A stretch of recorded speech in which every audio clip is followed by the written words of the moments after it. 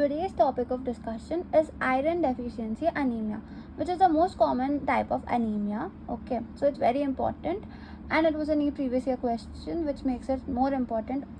The question was given as a male patient with pallor, weakness, easy fatigability. His blood reports show MCV 53, total iron binding capacity is increased. What is the diagnosis?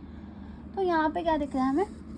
MCV is 53, which is less than 80. तो अगर less than 80 है ना, तो mean corpuscular volume, right, तो the volume is less than 80, तो obviously microcytic anaemia होगा. और total iron binding capacity कब बढ़ता है? It is increase in iron deficiency anaemia. और फेरेटिन के लेवल्स कम हो जाएंगे, तो हमें पता चलेगा इट्स आयरन डेफिशिएंसी अनीमिया.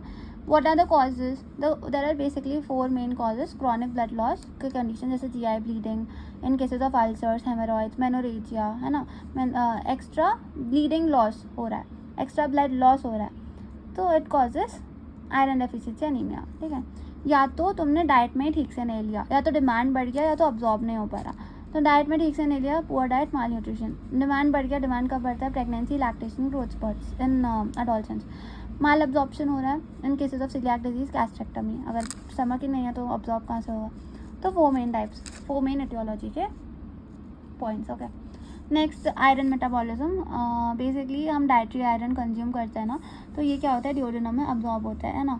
और अगर नॉन हीम आयरन है, जो नॉन हीम आयरन है, it will get converted to Fe+2. Okay, तो अब Fe+2 में कन्वर्ट हुआ by the help of this D cytochrome B enzyme. फिर क्या हुआ? ये Fe+2, ये जो म्यूकोजल सेल्स होते हैं एंटेरोसाइट्स, इसके जो ब्रश बॉर्डर सेल्स होते हैं, ये Fe+2 DMT की मदद से आया. ठीक है, और फिर क्या हुआ? फेरेटिन में आके स्टोर हो गया. अब ब्लड में जाएगा तो फेरोपोटिन के फॉर्म में कन्वर्ट हो जाएगा. ब्लड में आया, फिर ब्लड से क्या होगा? It will go with the help of transferrin and जाके फेरेटिन के फॉर्म में स्टोर हो जाएगा. कहाँ पे? हेप्सिडिन और फेरेटिन में. सिंपल. ठीक है, ट्रांसफेरिन के फॉर्म में पहले कन्वर्ट होगा, फिर जाके फेरेटिन के फॉर्म में स्टोर हो जाएगा. वही है आयरन मेटाबॉलिज्म. देन यहाँ पे एक हेप्सिडिन होता है, जो इंपॉर्टेंट एंजाइम होता है, जो कि रेगुलेट करता है आयरन के लेवल्स को इनहिबिट करके. ठीक है, तो ये इनहिबिट करेगा ना फेरोपोटिन को, तो ये ब्लड में ही नहीं आएगा, तो ये सब नहीं होगा, तो आयरन लेवल्स कम हो जाएंगे. Next, peripheral blood smear findings. You can see microcytic hypochromic red blood cells. You can see anisocytopoikilosis. तो एनाइसोपोइकिलोसाइटोसिस में there is varied size and shape of RBCs. Pencil cells, elongated RBCs भी देखेंगे.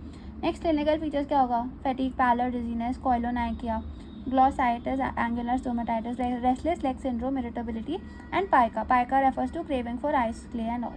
ठीक है, simple. Next, bone marrow finding में you can see erythroid hyperplasia, the number of cells are increase and absence of stainable iron and Prussian blue stain. Okay, that's it. फिर हम treatment में क्या करेंगे? Iron replacement therapy will give oral and parenteral iron, है ना. Oral iron का example ferrous sulphate, fumarate, gluconate. Iron sucrose as example for parenteral iron. अगर oral iron tolerate नहीं हो रहा क्योंकि ये हाईली इरिटेबल है, तो we can give parenteral iron therapy. Then अगर if it is because of hookworm, we will do deworming of hookworm. अगर GI causes है तो प्रोटॉन पंप इनहिबिटर्स और H2 ब्लॉकर्स देंगे. सिंपल.